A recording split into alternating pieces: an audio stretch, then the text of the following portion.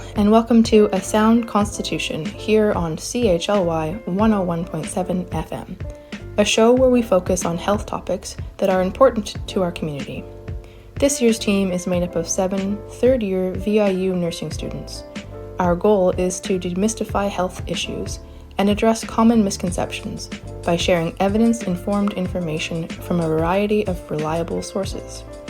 All information provided in our show will be available in our show notes on our Facebook, YouTube, Instagram, and Spotify pages. We want to remind our listeners that the information presented in this show is for educational purposes only and does not replace the advice of your primary healthcare professional.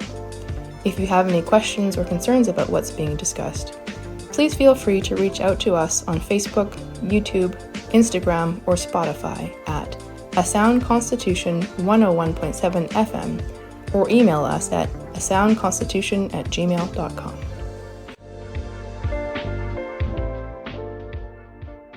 We would like to start our show by acknowledging that we are on the unceded territory of the Nanaimo people, with a broadcasting range that overlaps the Kwatsan and Sulayman territories. This acknowledgement is done with gratitude to the Nanaimo people and with the intention to increase awareness about truth and reconciliation processes and efforts on Vancouver Island. Additional information and resources surrounding reconciliation, protocol, and land acknowledgements can be found in our show notes. When we think about healthy aging, we often focus on medications, mobility, and managing chronic illness. But research tells us that one of the strongest predictors of how well we age isn't medical at all. It's social connection. Today on A Sound Constitution on CHLY 101.7 FM, we're exploring how social connection and later life supports both mental and physical health, helps people age well, and reduces the risks associated with loneliness. We're your hosts, Alexis, Becca, Ethan, and Jess. And through our education and clinical experiences, we've seen firsthand how deeply social isolation can affect older adults.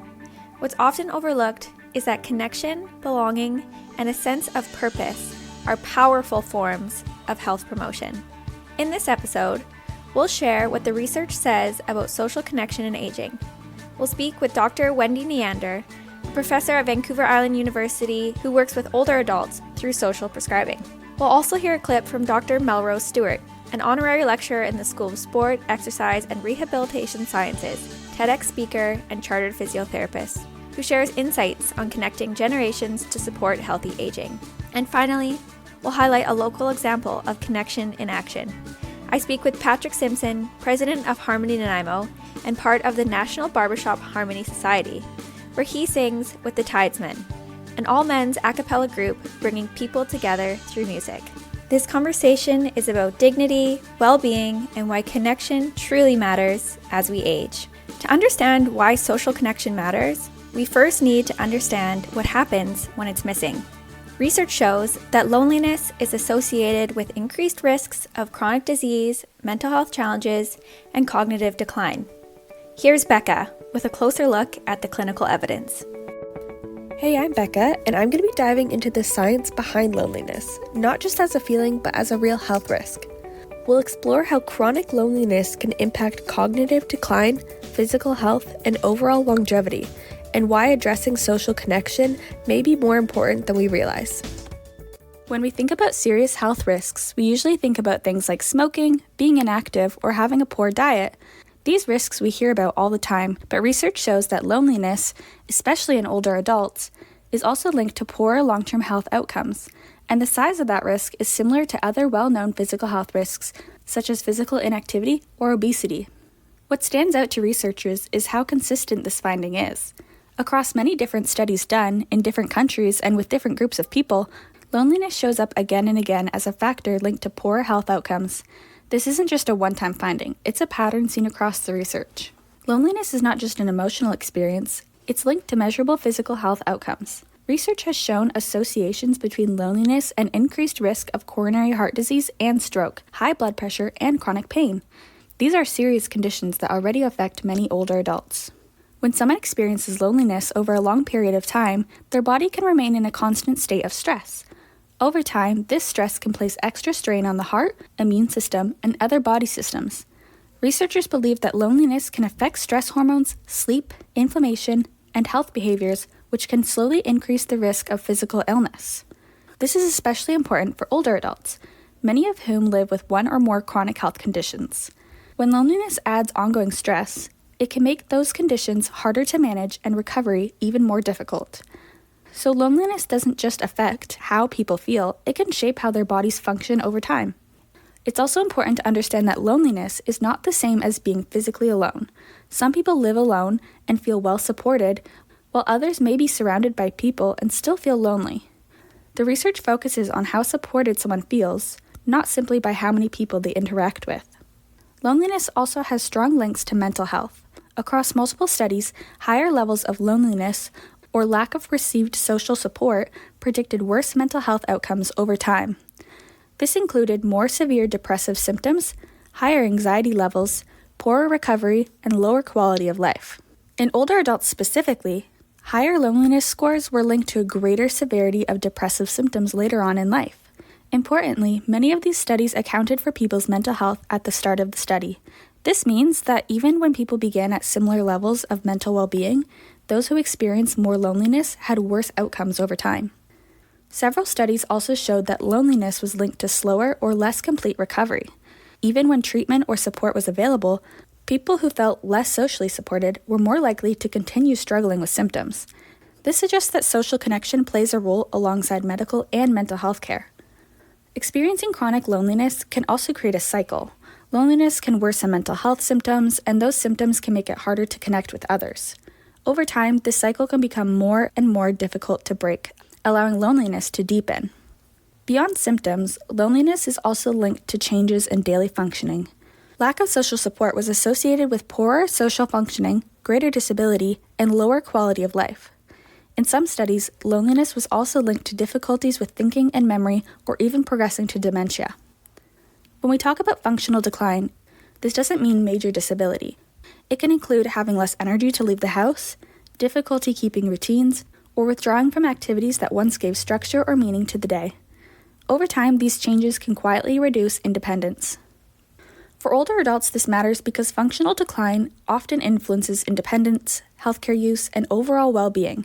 It can affect whether someone is able to manage daily tasks, live independently, or remain engaged in their community. When we take a broader view, it becomes clear that loneliness and decreasing social support are linked to poor outcomes across many areas of health. These include slower recovery from illness, ongoing mental health symptoms, reduced quality of life, and increased use of healthcare services. What stands out in this research is that loneliness affects many parts of health at the same time: physical health, mental well-being, daily functioning, and long-term outcomes. It's not one single issue, but a combination of smaller effects that build over time. So when we talk about loneliness in older adults, we're not just talking about sadness or social preferences. We're talking about something that is linked to physical illness, mental health challenges, and changes in daily functioning and overall long-term health. Based on this evidence, loneliness is not just a social issue. It's an important health concern that deserves serious attention. The research that Becca shared really shows how serious loneliness can be for older adults. But what can actually be done to help? Alexis sat down with Dr. Wendy Neander from Vancouver Island University, who works with older adults through social prescribing, connecting people to community programs that support health and well-being. Here's their conversation.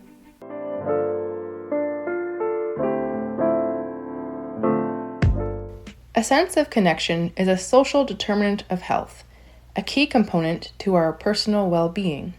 Here at Vancouver Island University, BSN students are engaging with seniors who call Nanaimo home in the Nanaimo Social Prescribing Program.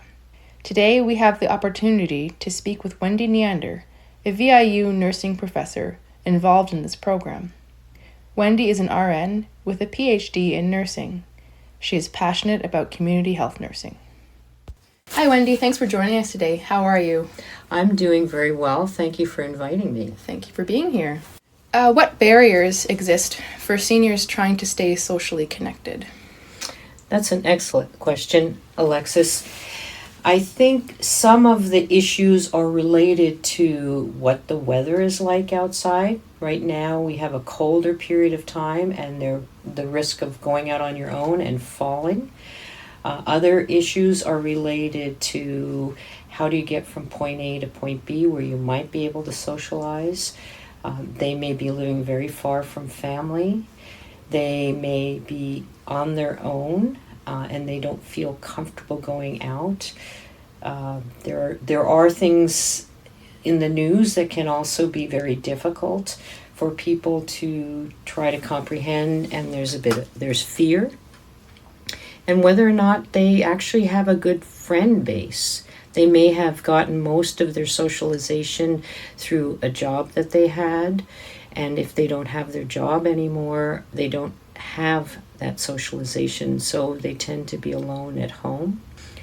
And I guess one of the other things I would say is, what's their financial situation like? Is it something that will allow them the opportunity to go out and pay for something where they could socialize? How close do they live to a particular place where they could socialize? Are they living in a big complex where you go up and down an elevator and you don't necessarily have an engagement area that you can meet people, and so you may not even see someone because you're in your apartment and you can't get out? Okay, so it sounds like the way our society is structured right now, there's a lot of areas that people could slip through the cracks and become isolated. That's exactly right. Okay. So can you describe what social prescribing is in simple terms for listeners who may not be familiar with it? Social prescribing is a WHO initiative, or the World Health Organization initiative, to connect people who otherwise are isolated and on their own. So there are groups of health professionals involved and others who have pushed forward this initiative, and they're trying to create ways in which people can connect. In certain situations, it might just be over the telephone, or it might be, if someone's computer savvy, over a Zoom link. And then there are other programs that actually get people out of their homes and get them into a space where they can connect with others, whether it's over a meal or whether it's playing a game of cards or cribbage.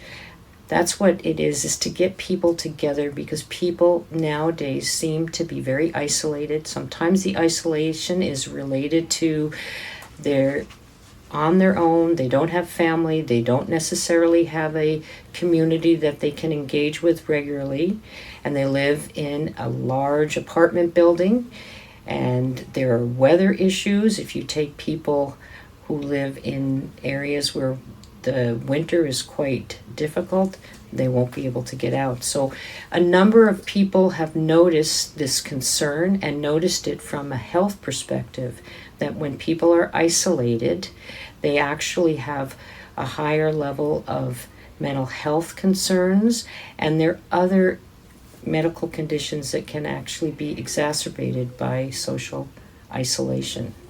So Wendy, it sounds like social prescribing is really a preventative measure for healthcare, and also it sounds like it can be as individual as the person who's experiencing loneliness. That's exactly right. So this is about health promotion, illness prevention, to have an opportunity for people to get together and socialize in whatever way it works for them. Wonderful. So I was wondering, who can refer someone to the social prescribing program? That's an excellent question, Alexis. You as an individual can refer a family member. A person who is isolated or feeling isolated can refer themselves. We often have people that work, health professionals in emergency departments, who will refer people to social prescribing. There are a number of family physicians in Nanaimo who actually refer patients to social prescribing programs, or to programs that meet social prescription. And there's even some international and national initiatives that make suggestions of who might be able to prescribe. send someone to social prescribing program or connect them with social prescription. Okay. And it's very much a part of, if we look at an international level, what we call the social determinants of health. Okay. Can you tell us what are the types of benefits older adults participating in the social prescribing program experience? I'll speak to some of them. Yes. But obviously the people themselves can do a much better job than I could do. It's getting them together, maybe to have a more nutritious meal, maybe to have an information session on a particular topic that would support them. I think the other is, if they're working together in a kitchen, sometimes they get to take a meal home with them. They do a community kitchen focus where they're all cooking together and they have something they can take home. They can engage with other health professionals. They can socialize, play cribbage, maybe watch a movie together, maybe go on an outing in one of the beautiful spots we have here in Nanaimo. Nice. So I'm just wondering, Wendy, can members of the public participate in this? Like, I feel like social prescribing could happen on an informal basis as well. Yes, that's an excellent question. And yes, it could happen on an informal basis. And so some of the programs here that engage with seniors that are connected to the social prescribing program include Tai Chi, a weekly lunch gathering with information, outings. There are often outings that they'll take people on. And so when those outings happen, others can sign up. Examples of where the general public could become involved are hiking groups or walking groups, or maybe a community kitchen. Maybe there's a book club that's open to people, and it gives people that opportunity to get out and engage with people. Could be a pottery class. So there are many ways in which the public can be involved, both as a participant but also as a volunteer, because the seniors often don't have the transportation, and if there was a public volunteer or someone from the general public that was not classified as an isolated senior, they could certainly be involved with coming and either transporting or actually maybe even helping to prepare a meal that the seniors would be part of. One thing I notice, I'm not a senior, but when I'm at the grocery store and I bump into somebody over the lettuce or something, I notice I feel better after having that, 5-minute conversation with them. So I feel like this is one of the gifts that gives back, for lack of a different cliche. The connection works both ways. That's exactly right. And I think it is that connection, that 5-minute connection. Sometimes it's even being when you're going to pay for your groceries. You have a very friendly cashier. They ask you how your day was going, or they make a comment about something, and you can engage with them, and you leave and you feel like you've had a conversation. Maybe it's even going to Tim Hortons and getting your coffee, or going through a drive-through. So there are many ways. So we are social beings, and it's important to have that connection, because if we don't, people do wither away without that social connection. Right. Is there anything else you would like to share with our listeners today? I guess what I'd like to share for here in Nanaimo and for the nursing perspective or nursing involvement is one of my colleagues, Tina Perez-Rolls, who actually learned about social prescribing and thought, wait, where is nursing here in this? And so that's why we have this incredible opportunity now for nursing students to, as part of their education, be involved in social prescribing and learn incredible knowledge from just engaging with seniors that otherwise might not have happened. And I think what's very important is the population, or the demographics of our population in the province and also in the Nanaimo area is a population of older adults. And if you can engage with them as a nursing student in a health promoting way, a healthy way, then that's only going to help when you will engage with them potentially in a hospital setting. Right. Thank you so much for taking the time today, Wendy. I really appreciate it. Well, thank you for asking me, and thank you for your excellent questions. That was Wendy Neander from VIU and myself, Alexis, speaking today about social prescribing. You can find out more about the program in our show notes. You're listening to A Sound Constitution on CHLY 101.7 FM, a student nurse-led show that demystifies health topics. Today, we're talking about loneliness as a health risk and why social connection matters for healthy aging. Did you know that smiling is associated with improved physical and mental health? Not only that, but smiling creates stronger social bonds. Think about the smile of a friend for a moment, say, after you've told them a joke. You feel positive and connected, don't you? As we find ourselves in the midst of flu season, why not spread something contagious that actually improves your well-being and that of those you see? Let that smile out, small or large, and connect with somebody today. Thank you, Alexis, for that lovely fun fact about how contagious smiling is. It's amazing how something so simple can have real health benefits.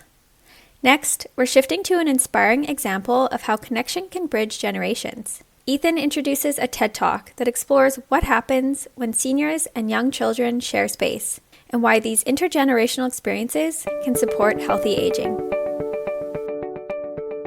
Connecting Generations for Healthy Aging by Dr. Melrose Stewart is a TED Talk about the powerful impact that meaningful connections between younger and older people can have on health and well-being. Dr. Melrose Stewart, MBE, is a chartered physiotherapist and a university lecturer. Stewart explores how simple, shared experiences can reduce loneliness, boost physical and emotional well-being, and strengthen community bonds for people as they grow older. Rather than seeing aging as a period of inevitable decline, she highlights its potential for joy, purpose, and mutual learning across generations. Key ideas in the talk. Stewart highlights the problem of social isolation among older adults and challenges the traditional view of aging as a time of decline.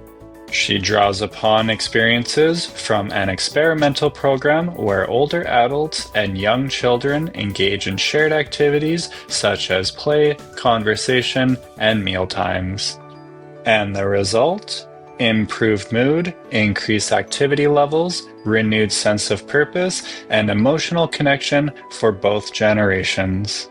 Stewart argues that these kinds of connections aren't just beneficial, they're essential for healthier aging and stronger communities. What we wanted to do was to do an experiment that used those experiences and introduce a nursery into an old people's home.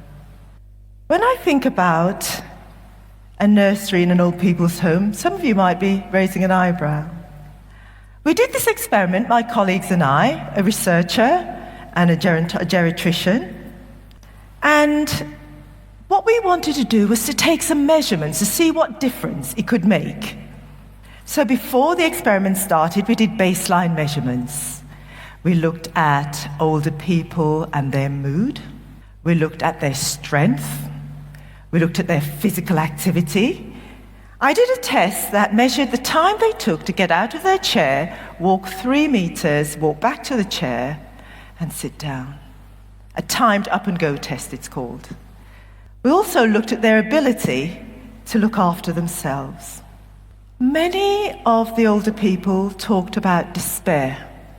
How despairing, no hope for the future. And I wondered, what difference would this make? We measured their baseline measurements at 3 weeks and at the end of 6 weeks. We introduced activities with the children. There were indoor activities, outdoor activities, tabletop activities, arts and craft, a variety of things. And most of these older people engaged well. What did we find? Well, at the end of 6 weeks, there was an extraordinary, an amazing turnaround. When we had measured the older people, as I said, most of them were depressed, and too significantly so. When we remeasured them, none of them were depressed. They spoke of hope for the future. They were more physically active. They joined in an intergenerational sports day. A sports day. There they were, competing on the lawns of the home with their 4-year-old. Not just competing, running. One resident said he can't remember the last time he ran.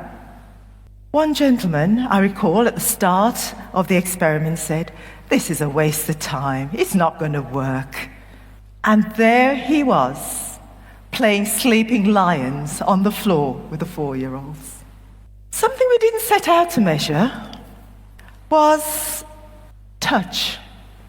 And I mention it here because it's something the residents shared with us. One resident said she couldn't remember the last time she was touched, except for when a carer came to change her. Can you imagine? Not being touched, not being hugged.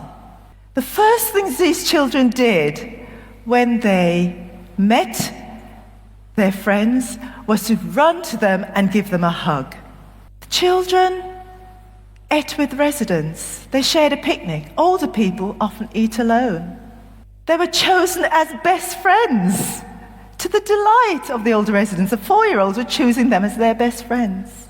Society cannot afford to ignore the challenges that aging brings. Depression is a major and a growing problem amongst our older generation. We have the opportunity to stem that tide. We can make choices. We, at this moment in time, can see what's happening around us and make that connection. When we looked at all of these older people, we saw that there were problems in doing the project. But we were asked questions, and questions have been asked about, well, what about health and safety? These 4-year-olds around older people. What about infection? What about staff treating little children, being expected to treat older people? The skill mix. Well, I know, and I'm telling you now, that these schemes have been run successfully across the world. Within the United States, on the continent, in Japan, and even in the UK. A new scheme started in London, very successful. The problems have been addressed. They can be ironed out. So, what do we do next? I say to you, find that local residential home near you. Find that older person living on their own, lonely, and start to make that connection. And some of you are probably still procrastinating and thinking, well, not so sure. Well, what I'd like you to do when you leave this room today is to get a calculator, or if you prefer, pen and paper. And I'd like you to go home and do a cost-benefit analysis of a hug. Thank you. If you're just tuning in now, that was Dr. Melrose Stewart, a sociologist and university lecturer, in her TED Talk, Connecting Generations for Healthy Aging. What really stood out to me is her reminder that healthy aging isn't just about healthcare systems or long-term care, it's about connection. She explains that when generations are intentionally brought together, it reduces loneliness, challenges age-based stereotypes, and builds empathy on both sides. It's not just older adults who benefit. Younger people can also gain perspective, purpose, and a stronger sense of community. To me, the biggest takeaway is that aging isn't just something we try to fix later in life. It's something we build across lifespan through meaningful and intergenerational relationships. Now, here's a local example of connection in action. I spoke with Patrick Simpson, president of Harmony Nanaimo and member of the Tidesmen, about building community through music. Here's our conversation. I've got Patrick Simpson here with me from the Tidesmen, and we're going to ask some questions about connection as you age, singing, and how all the Tidesmen came to be. And so, Patrick, can you tell me a little bit about yourself and how you came to join the Tidesmen? Well, I've always been a volunteer. So we have two boys, and as they came through school and hockey and music, all the various clubs and events at school, my wife and I were always one of those people that would say, "Hey, I'll do that. I'll help out grad communities or whatever." And maybe helicopter parents is a name for that. I don't know that we were quite that, but. So, it's always been in our nature to be a part of something. And if we're going to get involved, we don't just not hold up our hands. I mean, organizations need volunteers. When our boys had graduated and moved out of the house or started to move out of the house and, having their own lives, I was thinking, what's going to fill that void? And I think it's important to be interested and involved in life. And so we have a very active business in Qualicum Beach. What's Cooking, the kitchen shop there, and we're starting our 33rd year in business next month. And Wow. yeah, it's been Congratulations. we're an iconic business on Vancouver Island, and very proud of that. And that keeps us very busy. But there's the other side of life where you need other stimulation, and I've always enjoyed singing. I remember when Trevor, my oldest son, who's 35 now, I taught him to sing "O Canada," Aw. driving him to pick up his mother at the sea bus in North Vancouver. I picked him up at daycare, and we would drive down to the sea bus, and I taught him to sing "O Canada." And when we moved to Qualicum Beach, he was just over 3 years old, and we're in the post office, and of course. It's Christmas time, and the post office was packed. And Trevor saw the Canadian flag in the post office, and he sort of said, "Hey, Dad, look." And he sort of stood up and started to sing the national anthem. And there was the place was packed, and it went deadly silent, and everybody was just like, "Oh my God, that's so beautiful." And so singing, has always been a part of my life. I've never sung in a chorus in school, or I've never taken lessons, but this all led to I like singing, and so a friend of ours came to see me one day and said, "Hey, do you like to sing?" I said, "Yeah. I mean, I like to sing." He said, "Well, you should come to a guest meeting of the Tidesmen." And I went down, and it's a very welcoming environment, and they took us in. There's about five of us, and they took us into this little room. They taught us a song, and then we came out and stood on these risers and sang the song to this group, and I just thought, "Oh my God, this is amazing." And I've just never stopped going back. So fun. I love Yeah. it. What a Yeah. great story too about your son with the O Canada and the post Oh, office. It would have been it was so, so beautiful. yeah. You found it and you were like, I love it. I'm never not coming back. This is going to be my new hobby. So Patrick, I see that the Tidesmen are part of Harmony Nanaimo, which is the Nanaimo chapter of the International Barbershop Harmony Society. Can you clarify to our listeners exactly what that is and how the Rising Tides and the Tidesmen operate within the Harmony Nanaimo structure? Yeah. So the Barbershop Harmony Society is made up of chapters all over the world. And it doesn't matter. I could be in Sweden and look up the Barbershop Harmony Society chapter in Sweden, and I could go to that meeting. And there are songs that we all know. So I could go to a meeting and they would say, "Hey, what do you know?" And I would say, "Well, let's sing Heart of My Heart." And they would know that. And so we could sing together. So it's an amazing organization. Our chapter started as an all-male chapter back in the 70s, and we've been in the Nanaimo community for over 55 years now. And in 2017, the Barbershop Harmony Society, being an all-male original organization, opened their doors to females in a campaign called Everyone in Harmony. And so that changed the structure of barbershop as not an all-male thing anymore. And there's always been a group called the Sweet Adeline, and that is another comparable organization to the Barbershop Harmony. That's all women.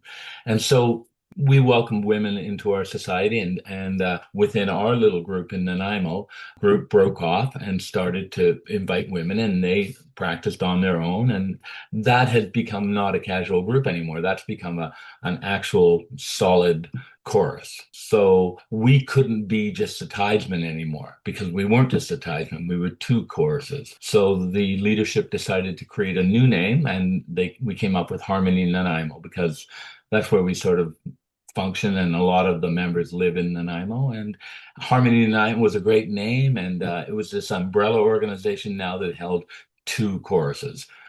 But rising tide has made great strides in the last couple of years, and that's why we formed a new way of operating.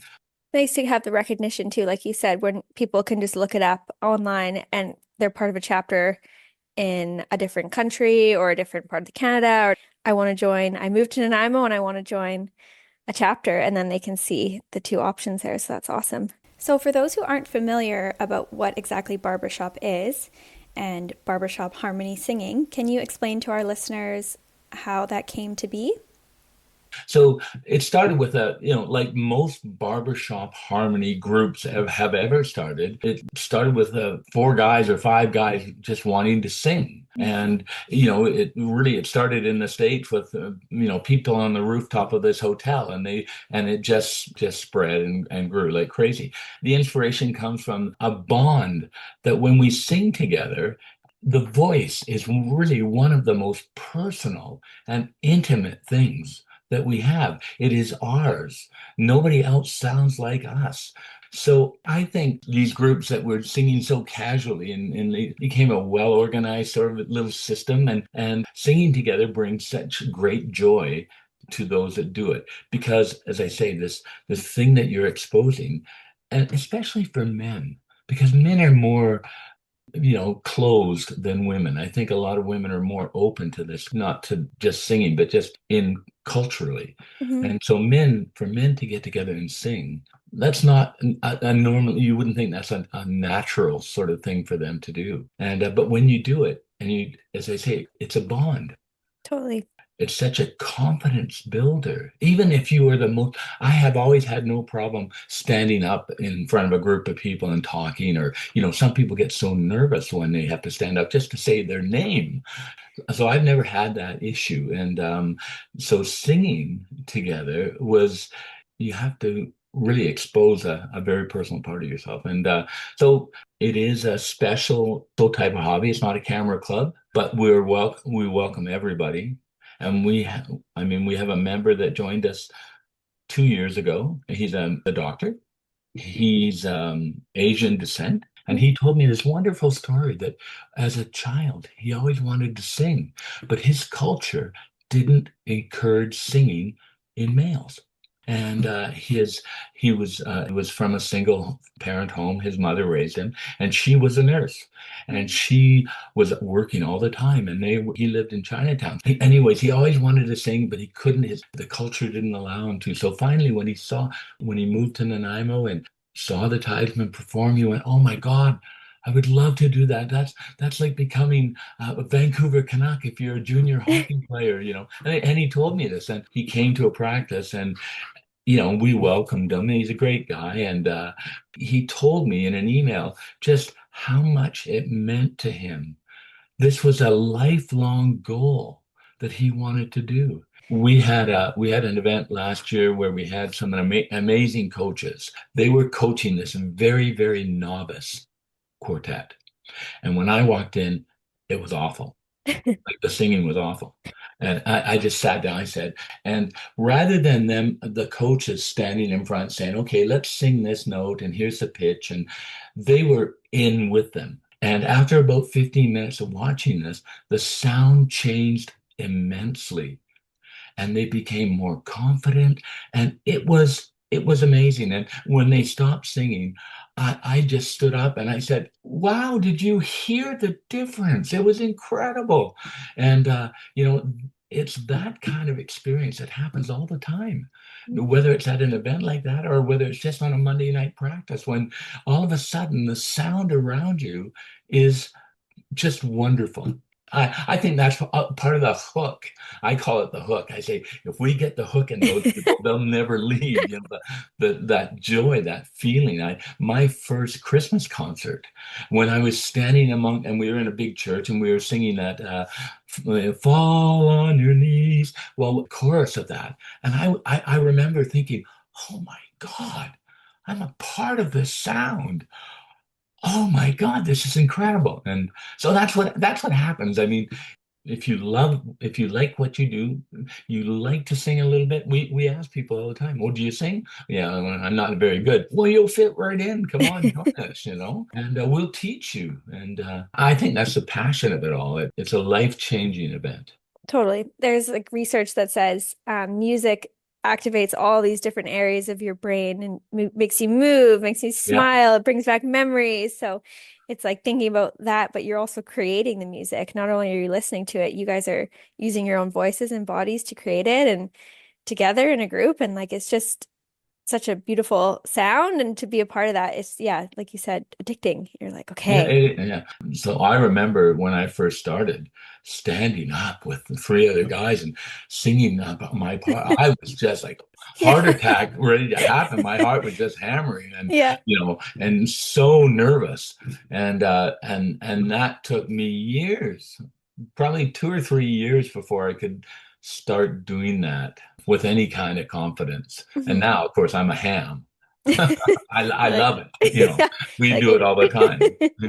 you're like, And listen here, we're gonna sing you a song. yeah, and we just finished our Valentine's campaign, and we raised money for the Childhood Development Center in Nanaimo. And I remember on last Saturday, we came out and there was an elderly woman crossing the street. I said, "Hey guys, let's sing this lady a song." So she got across the street. We said, "Well, can we sing you a love song?" And so we sang "Let Me Call You Sweetheart," and it just changes the day. It changes their day. It's such a wonderful feeling as an individual to be able to do that. Hmm. It's great to have that happen because we know we're moving culture forward. We're making connection. And that's hard to find today It in is our hard to find. world. Connection is hard to find. And this link to doesn't matter who you are or what you are, who you pray to or vote for or anything about you. It's just about the connection of singing for you or singing with you and making memories. No, I agree. I feel like sound, that connection and having people all together and hearing it, it just, I mean, I've experienced it in person and I'm really grateful I've gotten the opportunity to hear you guys sing. And so I can speak from my own experience, but it does just lift your spirits. We went over what do you think keeps members coming back week after week? And we kind of talked about how just that feeling of connection. But my next question is, how does singing together as a group of men affect your mental or emotional well-being? We all have days when we get home, we're tired. I mean, I'm a very optimistic, usually very happy guy. But you have a day that you're tired and you're grumpy. You get home and it's Monday, and that's when we practice. And I got to go to practice. Mhm. But you go. And you get there, and I'm not kidding you, within about 15 minutes of singing, the day is gone. You are completely energized. If you had a headache, you don't have a headache anymore. You're not thinking about anything but the sound that you're making. Singing isn't just a sound that you make, it's a Mhm. sound that you create, and you create it by doing things properly, standing, warming up. So I think physically and mentally, going into a situation where you're in a totally safe zone, nobody's going to look at you and go, "Oh man, you're not singing very well tonight," or Mhm. you know, the director will just stop and say, "Hey, okay, well that was good, but we can be better. We can do that Mhm. better." And he's not going to say anything about any one particular person ever, ever, ever, Mhm. because it is meant to be a safe, completely safe zone. I believe that when you sing, as you said earlier, it has an effect on every area of the brain, Mhm. and so your whole all your endorphins and all the other things that Mhm. make you feel brighter and stronger and more energized happen, and it happens to everybody. Transport yourself out of like your day, and then you're like, hey, I'm actually feeling amazing. And yeah, like you said, releasing all the And endorphins it and just happens. You don't have to make it happen. yeah. And then, the word I haven't used yet, but it's a very strong and very important part of the brotherhood. Male bonding is a big thing, and it is a special community, and men change when they're amongst men. We Mhm. become children again. We'll be in the car going from gig to gig, and sometimes it's just belly laughing and Oh. just laughing so hard, and that doesn't happen a lot in our lives. And we know, I mean, you as a medical professional know, laughter is a great thing. A whole bunches of good, all sorts of good things happen physically when you Totally. laugh. So that brotherhood is so important. And I Yeah. think that's all part of what happens to us physically and mentally, all the strong attributes of what make it an important, healthy activity to be a part of. You know, we used to do auditions. We don't do that anymore. We want you to learn how to sing with us, and everybody can sing. We all talk. We can all sing. Maybe we don't hold a pitch as well as we want to, but we try to teach how to do that. If people are feeling hesitant about joining, it's nice to hear you guys don't do auditions. It's just, hey, Yeah. you can talk, we can teach you to sing. Yeah. We just say, come down. I just think it's changed my life. Oh. It's given me, it's given me a purpose on that in an area that I never thought I would do. And is there anything else you want to share with our audience today on a sound constitution? Well, do you know, again, I just we all have to find things that engage us. Finding something that you like to do, I think is important. I've always thought what I'm getting out of what I do is way more than I'm putting back in. And I think if you find that, you'll live longer, you'll be happier. Some of the guys I sing with are my closest friends now Oh. because we share something that's private and personal, and we love it. And I just think I just think that what we get out of it is so worthwhile, emotionally, physically, everything. So I just want to say thank you so much, Patrick, for joining me on this interview for A Sound Constitution. And I'm excited to spread the word of the Tidesmen and the Harmony Nanaimo. Thank you again to Patrick for that conversation. If you'd like to learn more about Harmony Nanaimo and the Tidesmen, or Rising Tide Harmony, you can find their information in our show notes. You're listening to A Sound Constitution on CHLY 101.7 FM. And now, here's the sound of connection in action. Do I seem as cheerful as a schoolboy playing hooky? Do I seem to gurgle like a baby with a cookie? If I do, the cause of it all is you.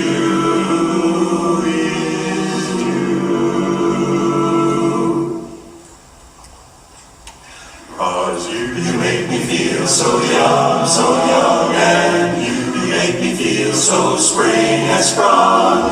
Every time I see you grin, I'm such a happy individual. The moment that you speak, I wanna go play hide and seek. I wanna go and bounce the moon just like a toy balloon. You and I are just like a couple of tots running across a meadow, picking up lots of forget-me-nots. You make me feel so young, and you make me feel there are songs to be sung, bells to be rung, and a wonderful fling to be flung, when I'm old and gray, I'm going to feel the way I do today, 'cause you make me feel so young. You and I are just like a couple of tots running across a meadow, picking up lots of forget-me-nots. You make me feel so young, and you make me feel there are songs to be sung, bells to be rung, and a wonderful flawed, and even when I'm old and gray, I'm gonna feel the way I do today, 'cause you make me feel so, you make me feel so, you make me feel so, you make me feel so young.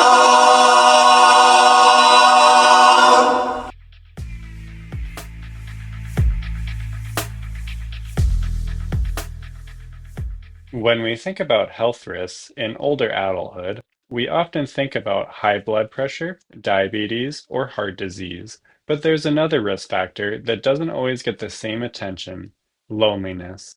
Research shows that persistent loneliness in older adults is linked to harmful effects on the mind and body. But did you know loneliness is not an inevitable part of aging, and it's treatable? Peer-reviewed research shows that interventions designed to strengthen social connections can meaningfully reduce loneliness in older adults. Programs such as telephone outreach, structured group activities, and peer support groups have been shown to improve feelings of connection and reduce feelings of loneliness compared to those receiving no intervention. In other words, connection works. Creating opportunities for meaningful social engagement can improve not only emotional well-being, but overall health outcomes. If you or someone you know is feeling isolated, there are supports available right here in our community. First, Canadian Red Cross Friendly Calls Program. This is a free over-the-phone service available to anyone over the age of 18 anywhere in Canada. Accessing this service can help develop connections with volunteers. Once or twice a week, Red Cross personnel will phone to check in on your well-being and provide an opportunity for friendly conversation. The volunteers can also provide additional support, including enhanced coping strategies, emotional support, and community connections to other existing services, including crisis lines, providing urgent mental health support, such as Crisis Services Canada or the Hope for Wellness helpline for Indigenous peoples. Call 1-833-979-9779 toll free from 9 a.m. to 5 p.m. on weekdays to set up a mutually agreeable time to make a connection with a volunteer.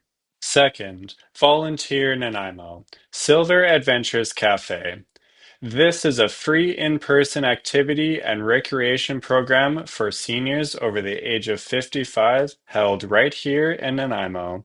They offer games, crafts, guest speakers, music, and cultural events.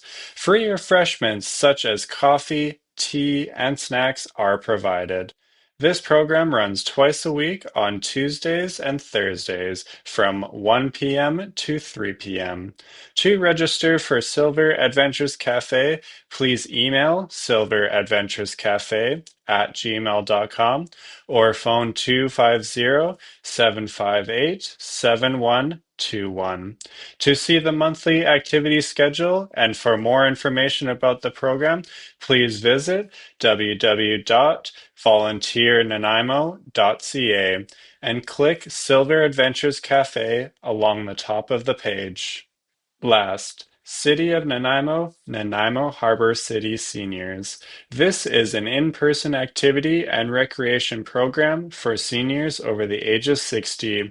A paid membership of $47 annually is required for some courses, but some activities are open to everyone. They have many programs and services geared for the active ager. Nanaimo Harbor City Seniors exist to provide opportunities for seniors in our community to lead more meaningful, active, healthy, and complete lives by enabling them to participate in organized activities and make new friends. Nanaimo Harbor City Seniors offers many free programs and offers additional paid programs.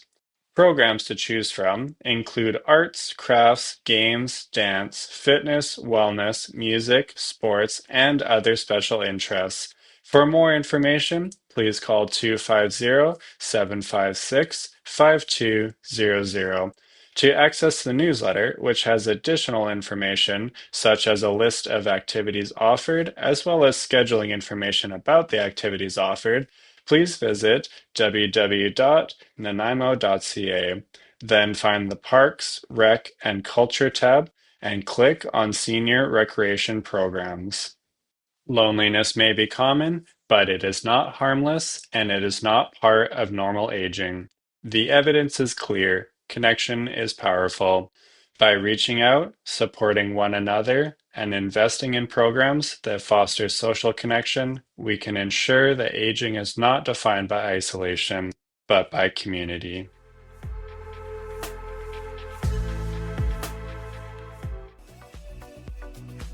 Join us next week as we explore what health resources are available to you and when they should be utilized.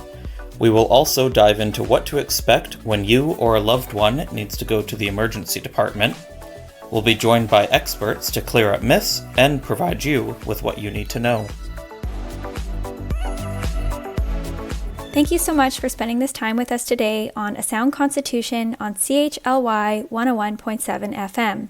From the research on loneliness and dementia risk, to social prescribing, to intergenerational programs and local music groups, today's episode showed that healthy aging is deeply rooted in belonging. And when we care for connection, we care for health. Check out our show notes from today's episode on our Facebook, Instagram, YouTube, or Spotify at A Sound Constitution CHLY 101.7 FM for details, references, and information about today's show and our commitment to truth and reconciliation, or if you want to follow along on what's coming up this season. We want to remind our listeners that the information presented on the show is for educational purposes only and does not replace the advice of your primary healthcare professional. If you missed parts of this episode or would like to listen to past episodes, check out our YouTube or our Spotify at A Sound Constitution. Otherwise, we'll see you all next week.